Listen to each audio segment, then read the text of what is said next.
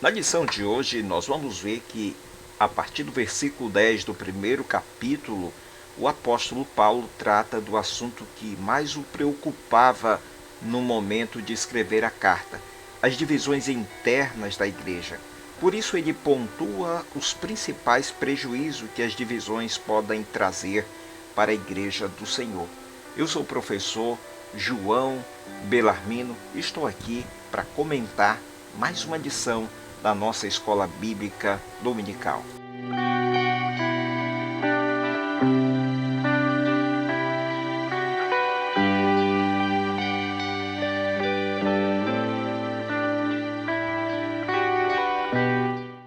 A igreja de Corinto estava sofrendo um problema que nós, como igreja, no século XXI, temos sofrido bastante com isso, que são as divisões dentro do corpo de Cristo. A igreja de Corinto, na igreja de Corinto tinha alguns grupos, tinha um grupo de Paulo, tinha um grupo de Apolo, tinha um grupo de Pedro e, pasmem vocês, tinha até o grupo de Cristo, aqueles que se achavam mais santos do que os outros.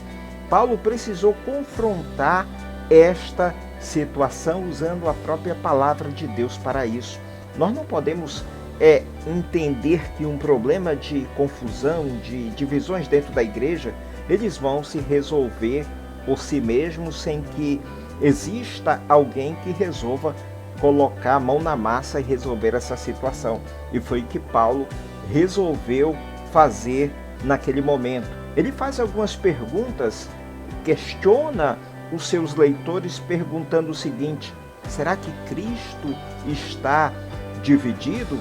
Ele começa citando uma coisa muito tremenda em relação, comparando a igreja de Cristo como um corpo onde cada um tem a sua missão específica. E nessa missão, nenhum de nós podemos nos vangloriar, aquele que prega, ou aquele que ensina, ou aquele que possivelmente seja um cantor, ou um músico, ou possivelmente aquele que seja um administrador dentro da igreja. Na verdade, Deus colocou cada um de nós com uma missão específica dentro do corpo de Cristo, para que nós não venhamos a nos vangloriar pela posição que nós estamos ali naquele momento. Paulo pergunta, Paulo questiona, Paulo é categórico. Ele pergunta aos seus leitores: Cristo está dividido? Foi Paulo crucificado por vós? Ou fostes vós batizados em nome de Paulo?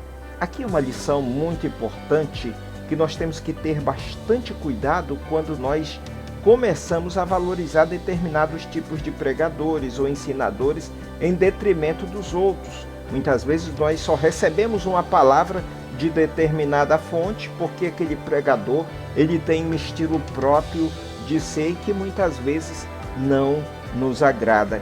Na verdade, quando agimos assim, nós começamos a fortalecer o espírito de divisão dentro do corpo de Cristo.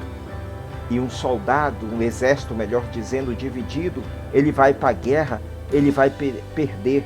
É por isso que a palavra do Senhor nos diz assim, que nós devemos ter o mesmo sentimento, o mesmo parecer, nós temos que combater no mesmo espírito.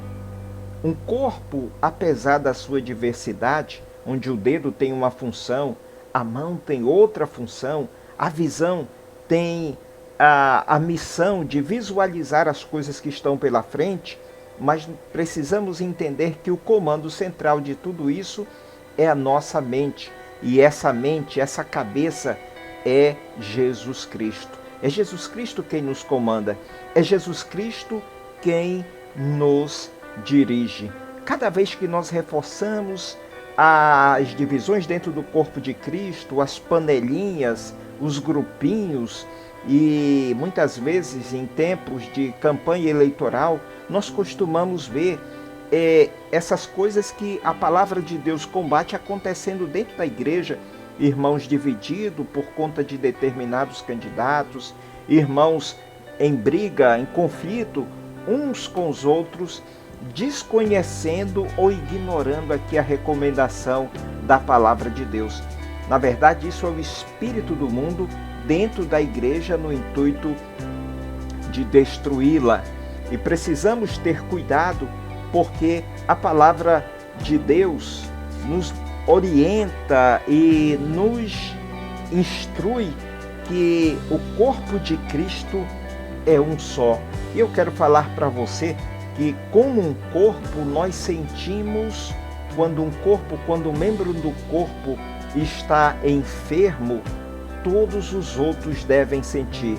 Uma igreja que não sente pela queda de um irmão, pela enfermidade espiritual ou física de alguém que está passando, significa que aquele corpo está completamente doente e precisa ser tratado e precisa ser curado.